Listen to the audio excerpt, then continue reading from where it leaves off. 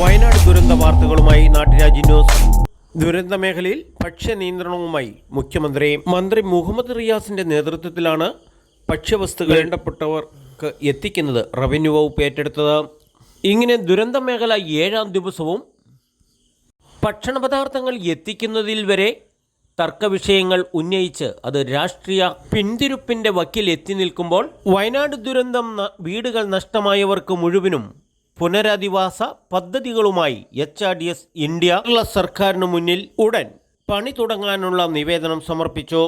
ഇതേ സംബന്ധിച്ച് HRDS India ഔദ്യോഗിക പ്രഖ്യാപനം നടത്തിയത് ഡൽഹിയിൽ 3/7/2024 നമ്മുടെ പത്രമാധ്യമങ്ങളിൽ ഇടം തേടിയില്ലെങ്കിലും ദുരന്ത സമയങ്ങളിൽ ശത്രുവിനെ മിത്രമായി കാണുമോ ഇല്ലെങ്കിൽ പകതീർപ്പൻ രാഷ്ട്രീയത്തിൽ ഇത് നിരസിക്കുമോ എന്നാണ് ജനം കാത്തിരുന്ന് കാണേണ്ടത്. പൊതുസ്ഥലങ്ങളും അനുയോജ്യ വീടുകളും നിർമ്മിക്കുന്നതിന് 20 ഏക്കർ സ്ഥലം, ഓരോ വീടിനും 10 സെന്റ് വെച്ച് സ്ഥലമാണ് ആവശ്യപ്പെട്ടിരിക്കുന്നത്. വയനാട് ടൂറിസവുമായി ബന്ധപ്പെട്ട 2 നില കെട്ടിടം, അതിലൊരു റൂം, ഹോം ടൂറിസവുമായി ബന്ധപ്പെട്ടാണ് നിർമ്മാണ പദ്ധതികൾ. സന്നദ്ധ പ്രവർത്തനങ്ങളിലും കൂടെ വീടുകൾ പാവപ്പെട്ടവർക്കും ആദിവാസികൾക്കും നിർമ്മിച്ചു കൊടുക്കുന്നതിൽ HRDS ഇന്ത്യയുടെ പ്രവർത്തനങ്ങൾ പ്രശംസനീയം തന്നെയാണ്.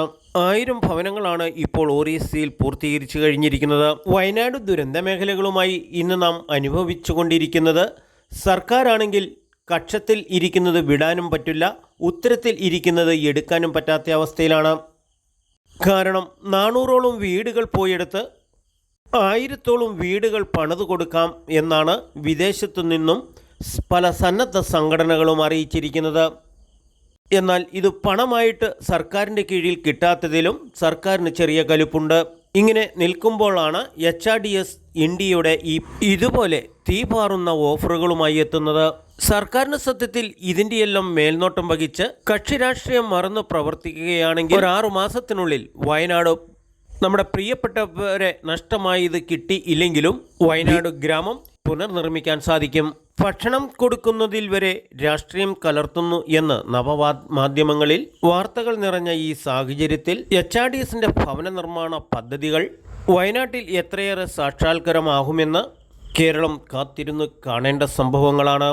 ഇതുപോലുള്ള സാഹചര്യങ്ങളിൽ ഇതുവരെയും കേരളം ഒന്നിച്ചു നിന്ന് രാജ്യത്തിനു മാതൃകയാകുന്നതാണ് കേരളത്തിൻ്റെ പാരമ്പര്യം. ഉറ്റവരും ഉടയവരും അച്ഛനമ്മമാർ നഷ്ടപ്പെട്ടവരും നമ്മളുടെ മുന്നിൽ കരയുന്നു എന്നതുകൂടി നമ്മൾ ഓർക്കേണ്ടതാണ്.